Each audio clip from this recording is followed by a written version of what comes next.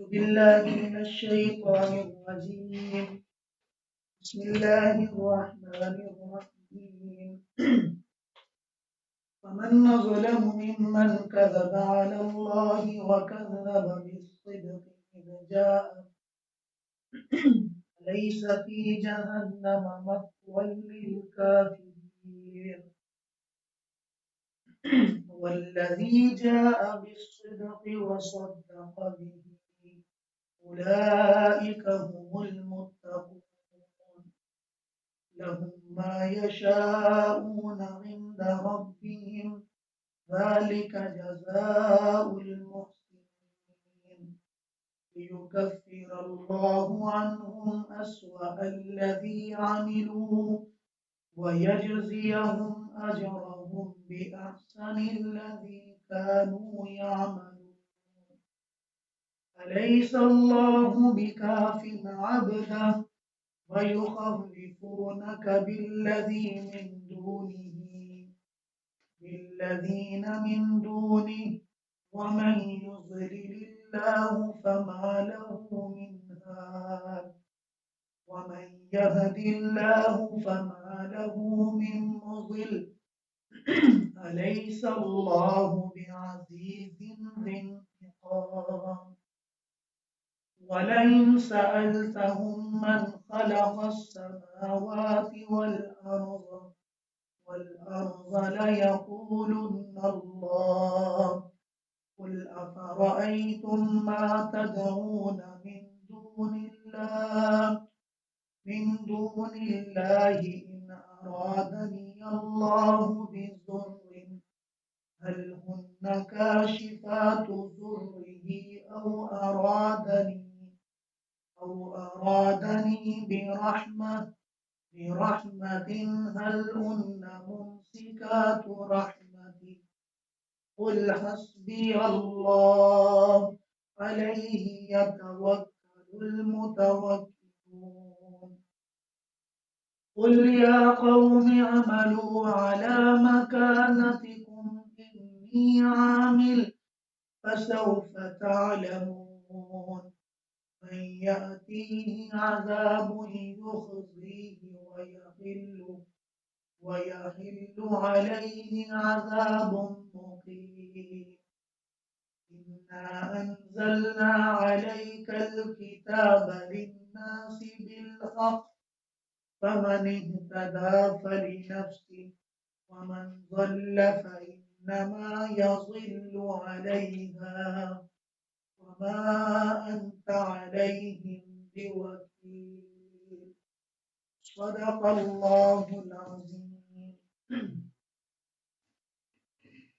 شکر اللہ کے نام سے جو بڑا مہربانی ہے کرم والا ہے. اس آدمی سے بڑھ کر کون بھلا ظالم ہوگا جو اللہ پر جھوٹ بولے اور سچائی کو جھٹلا دے. جب سچائی اس کے پاس آ جائے. الیس فی جہنم کیا جہنم کافروں کا ٹھکانہ نہیں ہے. وہ جو سچائی کو لے کر آیا جس نے سچائی کی تصدیق کی یہی وہ لوگ ہیں جو متقی ہیں جو خدا کی بارگاہ میں اللہ سے ڈرنے والے ہیں. لہم ما یشاؤون عند ربہم ایسے لوگوں کے لیے ان کے رب کے پاس ان کی چاہت کے مطابق نعمتیں ہوں گی. ذالک جزاء المحسنین اور ایسا کرنا یہ احسان والوں کا بدلہ ہے جنہوں نے نیکی کر کے اپنے آپ کو محسنین میں شامل کیا تاکہ اللہ تعالیٰ ان سے ان چیزوں کی برائیوں کو دور کر دیں جو انہوں نے کی اور ان کو بدلہ دے دے ان کے اجر کا بِأَحْسَنِ الَّذِي كَانُوا يَعْمَلُونَ اس سے بڑھیا بدلہ دے دیں جو دنیا میں وہ عمل کرتے تھے. أَلَيْسَ اللَّهُ بِكَافٍ عَبْدَهُ یہ بتائیں کہ اب اللہ اپنے بندے کو کافی نہیں ہے. اللہ تعالیٰ آپ کو ڈراتے ہیں اپنے علاوہ باقی سب معبودوں سے. جس کو اللہ گمراہ کر دے اس کو ہدایت دینے والا کوئی نہیں ہے اور جس کو اللہ تعالیٰ ہدایت دے دے فما لہ من مضل اس کو گمراہ کرنے والا کوئی نہیں ہے. الیس اللہ بعزیز ذی انتقام کہ اللہ تعالیٰ غالب انتقام لینے والے نہیں.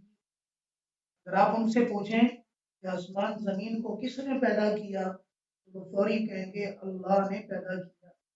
قل تو آپ کہہ دیجئے افرأیتم ما تدعون من دون اللہ، خدا کے علاوہ جن کو تم پکارتے ہو، اگر اللہ تعالیٰ مجھے کسی نقصان دینے کا ارادہ کر دیں تو کیا وہ اللہ کے نقصان کو کھول دیں گے؟ یا اللہ تعالیٰ مجھ سے کسی رحمت کا ارادہ کریں تو وہ کیا اللہ کی رحمت کو روک دیں گے؟ قل آپ فرما دیجئے حسبی اللہ، اللہ میرے لیے کافی ہے، علیہ یتوکل المتوکلون، اللہ ہی کی ذات پر بھروسہ کرنے والوں کو بھروسہ کرنا چاہیے۔ قل آپ فرما دیجیے اے میری قوم کہ اعملوا علی مکانتکم، تم اپنی جگہ پہ عمل کرتے رہو، جن کو تم اپنا معبود بناتے ہو تم ان کے مطابق عمل کرو، انی عامل، میں خود اپنے رب کی عبادت کر کے عمل کرتا ہوں، فسوف تعلمون، آج جو حقیقت میں تمہیں بتاتا ہوں تمہیں سمجھ نہیں آتی، ان قریب تم جان لو گے۔ کون ہے جو ایسا عذاب لے کر آتا ہے جو عذاب ان لوگوں کو رسوا کر دے گا اور ہمیشہ رہنے والا عذاب ان پر اتارے گا؟ اے نبی جی، ہم نے آپ پر لوگوں کے لیے کتاب کو اتارا حق کے ساتھ، فَمَنِ اهْتَدَىٰ فَلِنَفْسِهِ، جو کتاب کو پڑھ کر ہدایت کو حاصل کرے وہ ہدایت اس کی اپنی ذات کے لیے ہے، وَمَنْ ضَلَّ، جو گمراہ ہو جائے تو وہ گمراہی اس کے اپنے سر پر ہوگی، وَمَا أَنْتَ عَلَيْهِمْ بِوَكِيلٍ، اے نبی جی آپ ان کے ذمہ دار نہیں ہیں، آپ کا کہنا ان کے لیے دعوت دینا یہ کافی ہے، اگر وہ نہیں سمجھتے تو آپ ان پر ذمہ دار نہیں۔ تو ان آیات مبارکہ میں اللہ جل جلالہ اس آدمی کا ذکر کرتے ہیں کہ بھلا کون اس سے بڑھ کر ظالم ہے جو اللہ پہ جھوٹ بولتے ہیں۔ اللہ پہ جھوٹ بولنے کا مطلب یہ ہے کہ جو شریعت اللہ نے اتاری نہیں، جو احکام اللہ نے اتارے نہیں، وہ شریعت بنا کے لوگوں کو دکھاتا ہے، شریعت بنا کر لوگوں کو پیش کرتا ہے۔ اللہ کا یہ بھی حکم ہے، اللہ کا یہ بھی حکم ہے، اللہ نے وہ حکم بنایا ہی نہیں۔ تو اس سے بڑھ کر کون ہوگا، کون ظالم ہوگا جو اللہ پر جھوٹ بولے؟ اور فرمایا کہ جو تصدیق اور جو سچ قرآن کی شکل میں، حدیثوں کی شکل میں آپ لے کر آئے ہیں، وہ کہتے ہیں میں مانتا ہی نہیں، میں اللہ کی مانتا ہوں صرف حدیث کی مانتا ہی نہیں، یا باقی چیزوں کو نہیں مانتا۔ فرمایا کہ کیا اس سے بڑھ کر بھی دنیا میں کوئی ظالم ہوگا؟ ایک تو خدا کو نہیں مانتا، چلو خدا کو مانتا ہے، خدا کی شریعت کو نہیں مانتا، یہی یہود و نصارہ نے کیا، دنیا میں تو وہ برباد ہو گئے۔ آج کا مسلمان بھی اگر وہی کرے، جو معقول دین کی باتیں ہیں اس پہ چلے، اسی کو اپنائے اور وہ سمجھ رہے کہ یہ سب کے لیے کافی ہے، اور یہ سال میں ایک بار عید پڑھ لو کافی ہے، ہفتے میں ایک بار جمعہ پڑھ لو کافی ہے، کون سے روزے رکھنا ضروری ہے؟ کون عقل کہتی ہے کہ سارا دن بھوکا رہو، رات کو آگے روزہ افطار کرو؟ کون کہتا ہے کہ تراویح پڑھو، اتنی لمبی لمبی رات کو کھڑے ہو کر قرآن سنو؟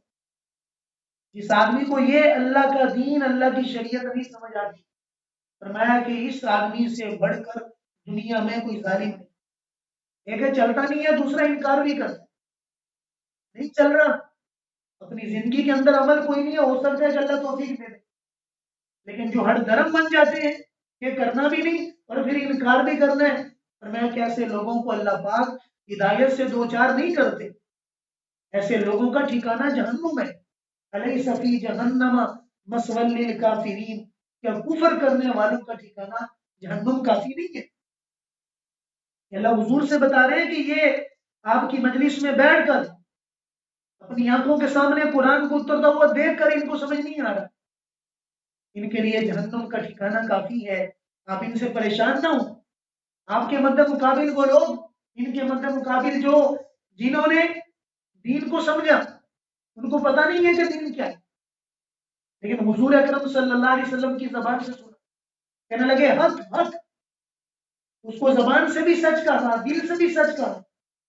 بعض کہتے ہیں کہ شاید کے مصداق حضرت صدیق اکبر ہے، جب حضور معراج سے واپس آئے اور آ کر بتایا کہ میں راتوں رات یہاں سے بیت المقدس، وہاں سے راتوں رات پہلے آسمان دوسرے اللہ کی بارگاہ کے قریب گیا، اللہ نے ایک پاس بٹھا کر نماز کا تحفہ بھی دیا، باقی احکامات بھی دیے۔ اب یہ مشرکین مکہ آ کر حضرت صدیق اکبر سے کہنے لگے آپ کو پتہ ہے کہ پہلے تو باتیں کرتا ہی تھا، آج تو نئی باتیں کر رہے، آج تو کرا راتوں رات میں وہاں بھی گیا، وہاں سے وہاں بھی گیا۔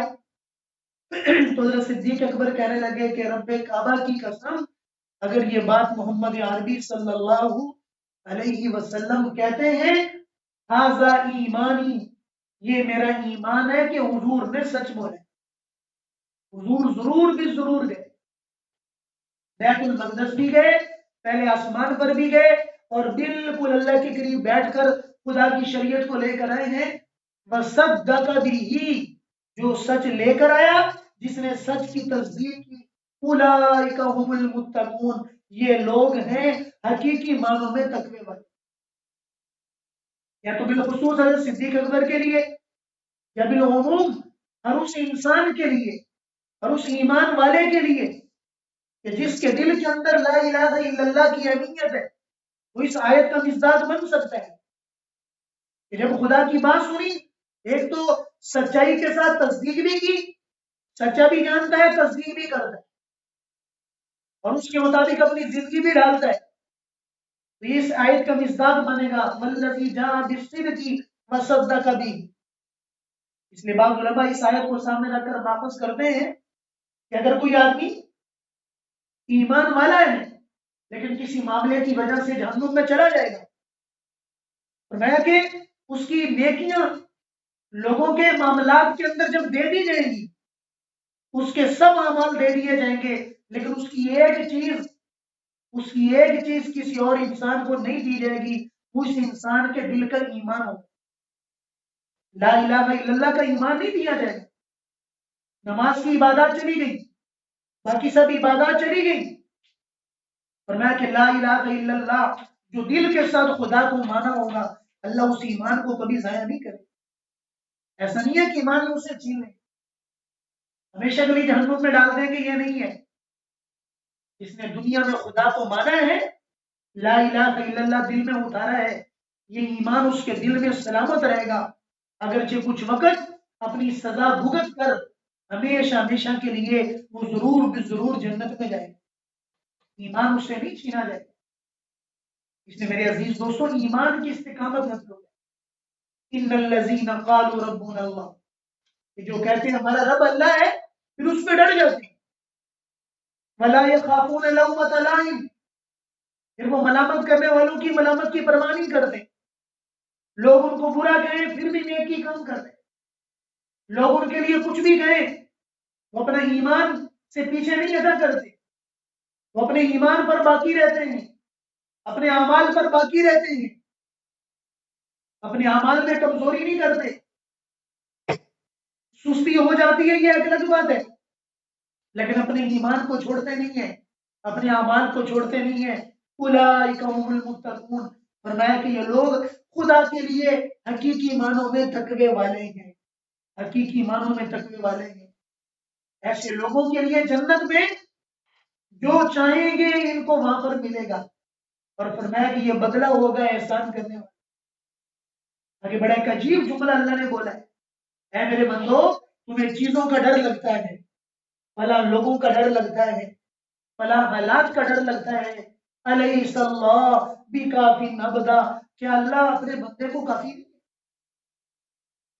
ہے؟ تم کیسے اپنے رب سے دور ہو جاتے، تم کیسے مایوسی کی زبان بولتے، لو جی اب تو اس سے نکل ہی نہیں سکتے، حالات نے لپٹ میں لے لیا، برباد ہو گئے، اب بربادی سے کوئی نہیں بچا سکتا۔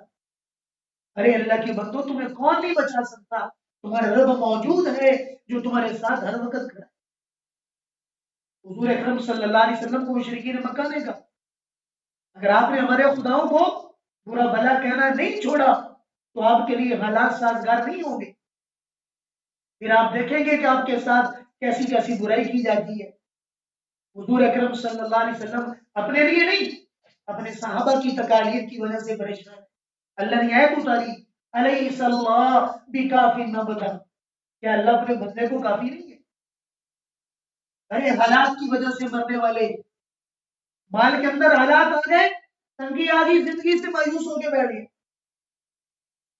زندگی سے مایوس ہو کے بیٹھے خودکشی کر رہے ہیں، فلاں ہو گیا فلاں ہو گیا، ارے اپنے رب کو کیوں بولتا ہے الیس اللہ بکاف عبدا، کیا اللہ کافی نہیں ہے؟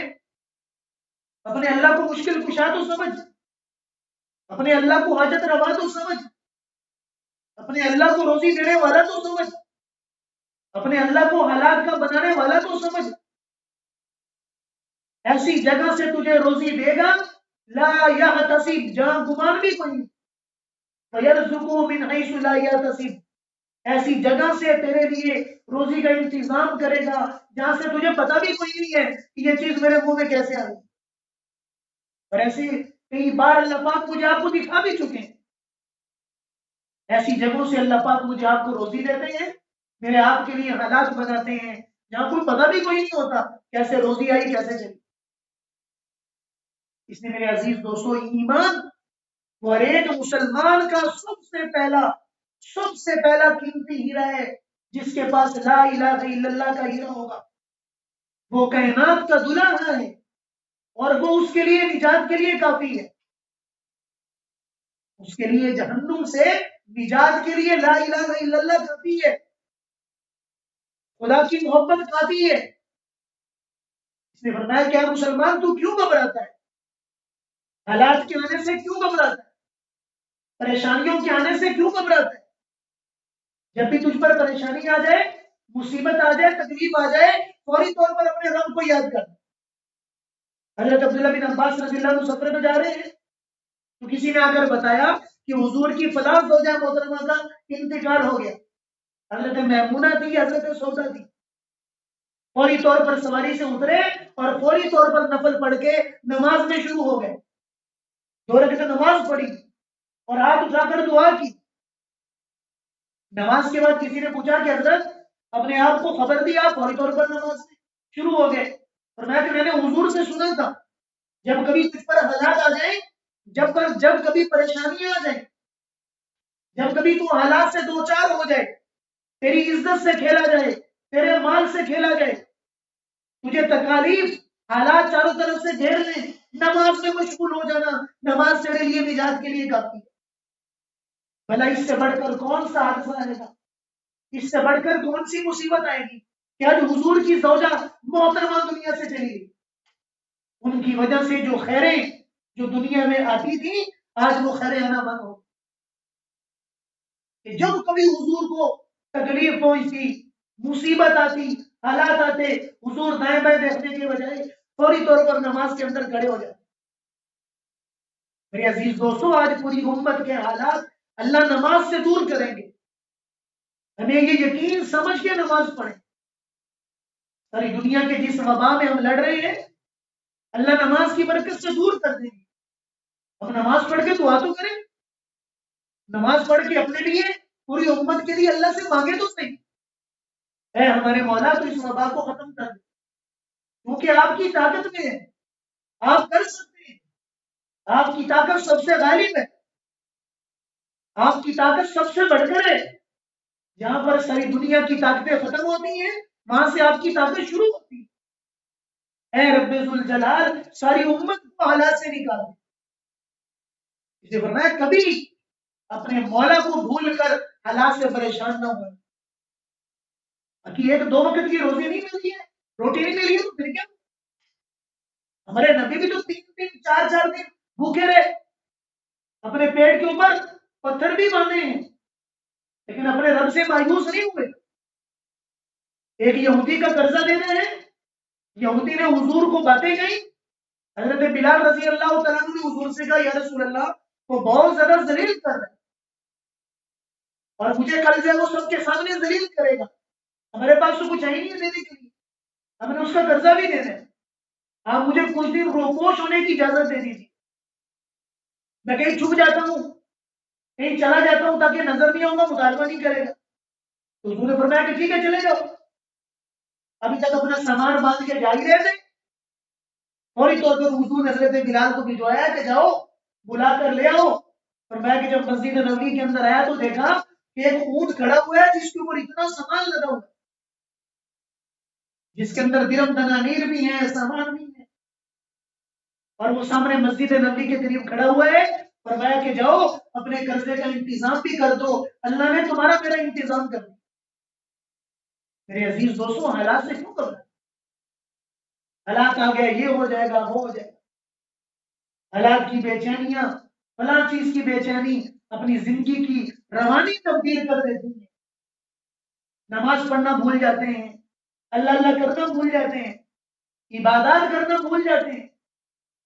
اگر مرد مومن ہو ہر حالت کے اندر اپنے رب کی طرف متوجہ رہو، کسی حالت کے اندر اس سے کبھی نہ بھولو. حسبی اللہ، اللہ میرا کافی ہے. حسبی اللہ، میرے لیے اللہ کافی ہے، میرے علاوہ کوئی اور کافی نہیں ہے. میری نظر بھی پہلی بھی وہی، میری انتہا بھی وہی. میرا سب کچھ تو ہی تو ہے، تیرے علاوہ مجھے کچھ نظر ہی نہیں آتا. میرے عزیز دوستوں، بس یہ نظر کی التفات تھوڑا سا ہم صحیح کر دیں، ساری دنیا کے حالات بہتر ہو جائیں. ہمیں تو نظریں دنیا والوں میں پھیرنی آتی ہے. لو جی فلاں حالات آ گئی ہے، فلاں کی طرف انتخاب کر لو، فلاں کی طرف رجوع کر لو، فلاں سے بات کرو، فلاں سے بات کرو، یہ ہو جائے گا وہ ہو جائے گا. ارے اللہ کے بندے، اس مالک کی طرف تو رجوع نہیں کرتا جس کی طرف سے حالات آئے. بیماری آ جائے، سب سے پہلے دو کام کرو. اللہ کے لیے صدقہ کرو، نماز پڑھو. یہ سب سے پہلے دو کام کرو، نماز پڑھو، صدقہ کرو. ان دو سنت کی وجہ سے اللہ پاک بیماری کو جڑ سے ختم کر دیں. جس زمانے کے اندر یہ چیزیں چل رہی تھی، پورے کے پورے علاقے کے اندر ایک حکیم حضور کے پاس آتے، یا رسول اللہ اگر آپ مجھے اجازت دیں میں مدینے کے اندر بیٹھ جاؤں تو اپنی جو ہے تھوڑی بہت جو ہے وہ دوائیاں لوگوں کو دے دیا کروں گا. فرمایا کہ ٹھیک ہے، تم اپنی دکان کھولو اور وہاں پر جو ہے مسلمانوں کا بھلا کر دیا کرو. کئی عرصے کے بعد حضور کے پاس آیا، یا رسول اللہ میں تو 6 مہینے سے یہاں پر بیٹھا ہوں، ایک بندہ مجھ سے دوائی لینے کے لیے نہیں آیا، ایک بندہ مجھ سے دوائی لینے کے لیے نہیں آیا. آپ ان سے کہیں تھوڑا سا میں بھی بچوں والا ہوں، میرے پاس بھی آیا کریں، تھوڑی سی کوئی دوائی لے لیا کریں. حضور نے صحابہ کو جمع کر کے پوچھا کہ اللہ کے بندو تم کیوں نہیں آتے؟ کہ یا رسول اللہ آپ نے ہمیں جب سے دو چیزیں بتائی ہیں ہمیں کسی ڈاکٹر حکیم کی ضرورت ہی نہیں پڑتی. آپ نے بتایا کہ جب بیمار ہو جاؤ اللہ کے لیے صدقہ کرو اور 2 رکعت نماز پڑھو، ہم فوری کرتے ہیں اللہ بیماری کو دور کر دے. جس زمانے کے اندر یہ چل رہی تھی وہ بیماری نہیں ہوتے تھے. ہم نے میرے عزیز دوستوں نماز چھوڑی اور اپنے خدا کا یقین چھوڑا. آج بیماریوں کے انبار زندگی کے اندر آ چکے. سر کی بیماریاں الگ، دل کی بیماریاں الگ، پاؤں کی الگ، فلاں بیماری الگ، فلاں بیماری الگ. ایک سے نکلو دوسری، دوسری سے نکلو تیسری، چاروں طرف سے بیماریوں نے گھیرا ہوا ہے. اگر جسم کے پیدا کرنے والے کی طرف رغبت کرے، جس نے بنایا ہے وہ اس کی مسلط کو بھی جانتا ہے. حضرت موسیٰ علیہ السلام جو بیمار ہوئے، مجھے یا اللہ پیٹ ہی صحیح نہیں ہو رہا، اور میں کہ جاؤ وہاں جہاں ایک بوٹی لگی ہوئی ہے اس کو توڑ کر کھا لو، پیٹ ٹھیک ہو جائے گا. اور گئے جا کے فوری طور پر جو ہے اس بوٹی کو کاٹا، اس کو پیسا، پیا تو پیٹ ٹھیک ہو گیا. کچھ عرصے کے بعد پھر بیمار ہو گئے، فوری طور پر گئے جا کے وہ بوٹی توڑی اور جا کے جو اس کو رگڑا اور وہ پیا تو پیٹ اور زیادہ خراب ہو گیا. دوسرے دن پھر جو ہے رگڑا اور پیٹ خراب ہو گیا. اللہ تعالیٰ سے ہم کلام ہوئے کہ یا اللہ وہی والی بوٹی ہے، پہلے میں نے پی میرا پیٹ ٹھیک ہو گیا، اب جب سے پی رہا ہوں وہ پیٹ کے اندر بیماری بڑھتی چلی جا رہی ہے. اور میں کہ موسیٰ شفا اس بوٹی میں نہیں ہے. میں کس نے کہا کہ بوٹی میں شفا ہے؟ اس بوٹی کے اندر شفا دینے والا میں ہوں. میرا حکم ہوگا تو وہ شفا دے گی، اگر میرا حکم نہیں ہوگا تو شفا ہی نہیں ہوگا. میرے عزیز دوستوں شفا دینے والے مولا کی طرف آج ہم نے ڈاکٹروں کو مسیحا بنا لیا. جو حقیقی معنوں میں مسیحا ہے، جس نے سب چیزوں کو پیدا کیا، کبھی اس کی طرف بھی تو نہیں، کبھی اس کی طرف بھی تو عنابت کرے، کبھی اس کی طرف بھی تو ہاتھ اٹھا کے کہے کہ اللہ آپ ہمارے ان حالات کو ٹھیک کر دیجیے. آپ کر سکتے ہیں، ایک ایسی ہوا چلا دیں ساری دنیا سے وبا کو ختم کر دیں. اللہ رات کو ہوا چلائے ساری دنیا سے ختم کر دیں. اللہ تعالیٰ بھی اپنی ذات پر مجھے آپ کو یقین حقیقی معنوں میں پیدا کرنے والا بنا. اس یقین کی محنت، اس یقین کی محنت کی ضرورت ہے کہ اللہ کی ذات پہ میرا آپ کا یقین پختہ ہو جائے. دھیرے دھیرے پختہ ہوگا، محنت کرنے سے پختہ ہوگا. اسی حضور کی شریعت کے مطابق اپنا یقین بنانے کی محنت کرتے رہیں. انشاءاللہ الکریم اللہ پاک اپنی بارگاہ میں یہ میرا آپ کا ٹوٹا پھوٹا ایمان ایسا ایسا مضبوط کر دیں گے. اللہ ٹھیک کر دیں گے. اللہ کے کلام میں شفا ہے. فرمایا کہ میرے قرآن میں شفا ہے. صحابہ کی ایک جماعت جا رہی ہے رسی کے اندر, بستی والوں سے کہا کہ وہ روٹی روٹی کھلا دو. انہوں نے کہا بھاگو. جب نکلنے لگے تو پھر ایک بندہ آیا, کہنے لگا بھی ہمارا جو سردار ہے, ہمارا جو قبیلے کا سردار ہے, اس کو آج ایک سانپ نے کاٹا ہے. تم میں کوئی بندہ ہے جو تھوڑا سا دم درود پڑھنا جانتا ہو تاکہ جب وہ اللہ اللہ کر دے اس سے جب وہ ٹھیک ہو جائے. ایک صحابی کہتے ہیں کہ میں نے حضور سے سنا ہوئی تھا, میں نے ایک حضور سے ایک وظیفہ سنا ہوا ہے. میں نے کہا ٹھیک ہے, ہم آپ کا جو ہے نا وہ بندہ ٹھیک تو کر سکتے ہیں لیکن ہماری یہی شرط ہے. انہوں نے کہا جی کیا شرط ہے؟ 40 بکریاں دینی پڑیں گی. کتنی؟ 40 بکریاں جو ہے وہ آپ کو دینی پڑے گی, اس کے علاوہ نہیں کریں گے. پہلے روٹی کھلانے کے لیے تیار نہیں تھے, اب جب اپنی باری آئی ہے تکلیف کی, کہنا بھی 40 کو 50 دے, 40 سے 50 بھی دے کے ہمارا بندہ ٹھیک کر دو. کہنے لگے گئے اور میں نے سورت فاتحہ بسم اللہ کے ساتھ بسم اللہ الرحمن الرحیم سورت فاتحہ مکمل پڑھ کے اس پر پھونک مارا, پانی پلایا, اسی وقت ٹھیک ہو گیا. انہوں نے کافی ساری بکریاں بھی ہمیں دے دی. اب صحابہ کے اندر اضطراب پیدا ہوا کہ پتہ نہیں ہم نے غلط کام تو نہیں کر دیا. ہاں جی, ان کو ہاتھ بھی نہیں لگائیں گے جب تک وہ حضور کے پاس نہیں جاتے. کہا یا رسول اللہ, ہم تو بھوک کی وجہ سے بالکل لاچار تھے, ہم نے ایسا ہیلا کیا کہ جس کے ذریعے سے جو ہے ہم نے ان سے بکریاں لے لی. کیا یہ ہم نے قرآن کو بیچ کر ایسا تو نہیں کیا؟ کہیں ہم قرآن کو بیچنے والے تو نہیں بن گئے, اللہ کے نام پر کچھ حاصل کرنے والے تو نہیں بن گئے؟ فرمایا کہ نہیں, ھذا من فضل اللہ, یہ خدا کا فضل ہے جو اللہ نے بہانے کے ذریعے سے تمہیں دلوایا. خود بھی کھاؤ, میرا حصہ بھی رکھ لینا. خود بھی کھاؤ اور میرا حصہ بھی تھوڑا سا رکھ لینا. حضور اکرم صلی اللہ علیہ وسلم کو ران کا گوشت, جو دستی کا گوشت حضور کو بڑا پسند تھا, حضور بڑا نوش فرمایا کرتے تھے. میرے عزیز دوستو, قرآن میں اللہ نے شفا رکھی, ہم قرآن کی طرف کیوں نہیں آتے؟ اتنی دوائیاں لے کے صبح شام کی روٹین بنا کے اپنی زندگی کا معمول بنا لیا. اس سے نکل کر اگر تھوڑا سا قرآن والے عمل میں آ جائے. سورۃ فاتحہ میں اللہ نے شفا رکھی, سورۃ بقرہ میں اللہ نے شفا رکھی, قرآن کی ہر ایک آیت میں شفا ہے. تھوڑا سا شفا کی طرف آئے تو صحیح. اور وہ شفا ملتی ہے یقین آنے کے بعد. اگر یقین کے ساتھ کوئی بھی عمل, کوئی بھی وظیفہ کریں گے اللہ کی بارگاہ کے اندر, انشاءاللہ اس کی طاقت کچھ دنوں کے اندر ظاہر ہونا شروع ہو جائے. اللہ تعالیٰ ہم سب کو عمل کرنے کی توفیق عطا فرمائے. وآخر دعوانا